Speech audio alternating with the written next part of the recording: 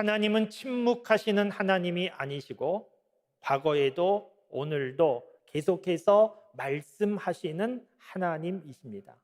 그럼에도 불구하고 많은 믿음의 사람들이 하나님의 음성을 듣는 신앙생활을 하지 못하고 있는데, 여러 가지 이유를 생각해 볼 수 있지만 크게 보면 두 가지 이유가 있을 수 있습니다.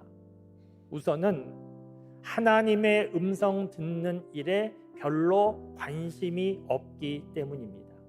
쉬운 성경 말씀으로 보면 그때에 하나님께서 사람들에게 직접적으로 말씀하시는 일이 거의 없었다, 이렇게 되어 있습니다.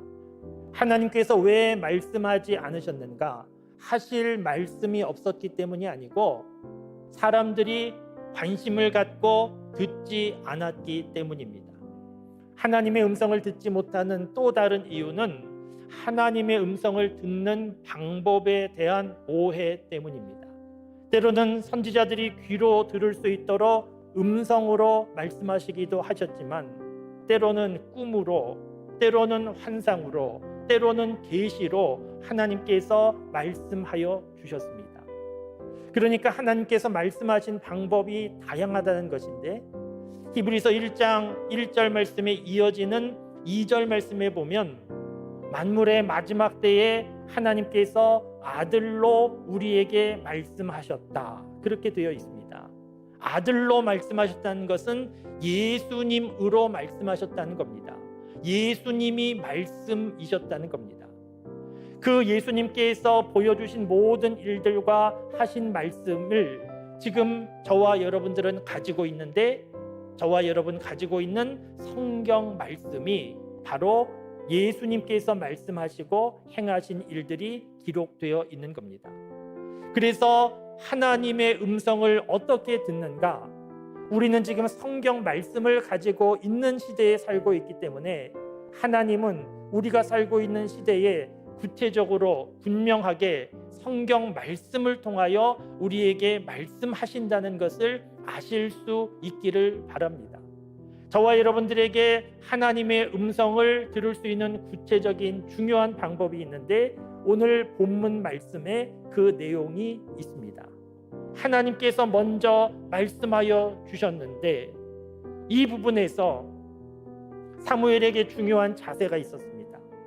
아무 생각하지 않고 잠자다가 부르심에 대하여 주여 내가 여기 있습니다, 그렇게 아무렇지도 않게 대답한 것이 아니고, 하나님의 말씀을 듣고자 하는 열린 마음을 가지고 하나님의 음성 놓치지 않으려고 집중하고, 그리고 하나님 말씀하시면 순종하려고 하는 마음을 가지고 하나님 말씀을 기대했고, 들려지는 하나님 말씀에 즉각적으로 응답하고 순종했습니다.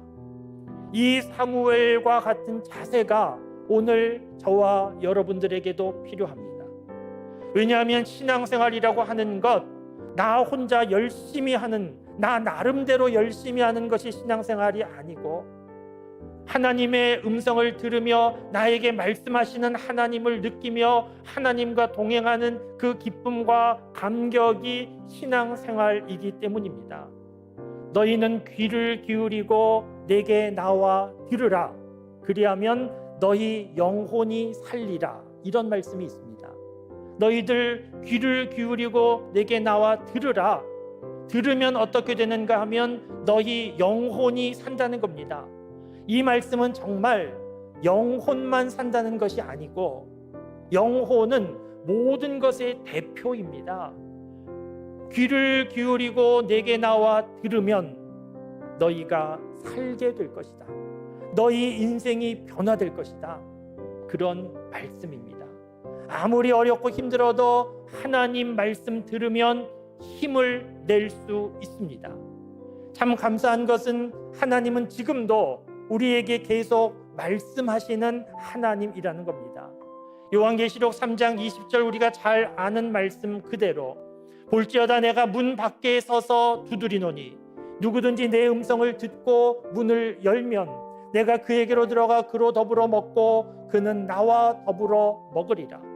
사무엘과 같은 겸손한 마음으로 주여 말씀하시옵소서, 주의 종이 듣겠습니다, 순종하겠습니다. 그런 자세를 가지고 하나님의 말씀에 귀 기울여 삶을 살면 하나님께서 인도해 주시고 도와주심을 경험하게 될 것이고 점점 크게 점점 분명하게 하나님의 말씀을 듣는 믿음의 삶을 살 수 있게 될 것입니다.